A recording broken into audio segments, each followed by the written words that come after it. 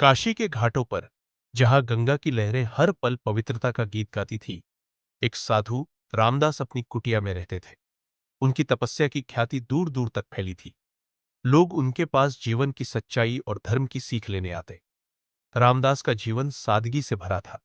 सिर्फ एक कमंडल, एक मोटा कंबल और गंगा के किनारे ध्यान।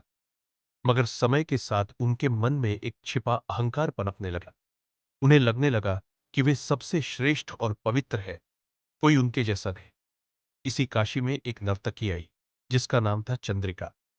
वह अपने नृत्य और गायन से रात के बाजारों में लोगों का मनोरंजन करती थी।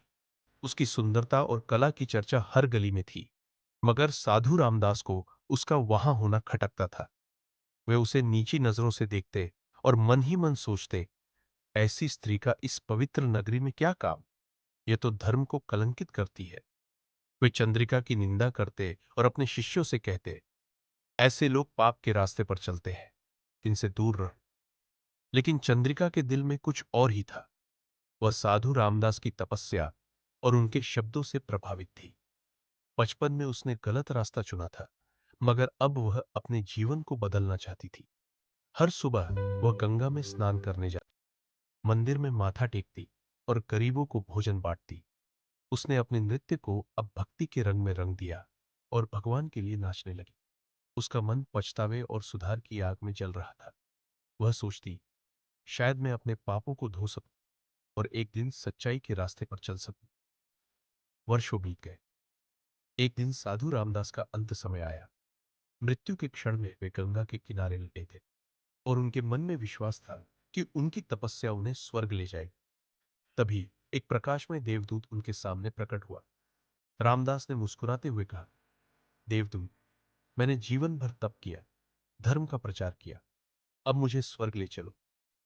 देवदूत ने गंभीर स्वर में कहा, रामदास, तुम्हारी तपस्या और अच्छे कर्म सचमुच महान थे, मगर तुम्हारे मन में अहंकार ने घर कर लिया था।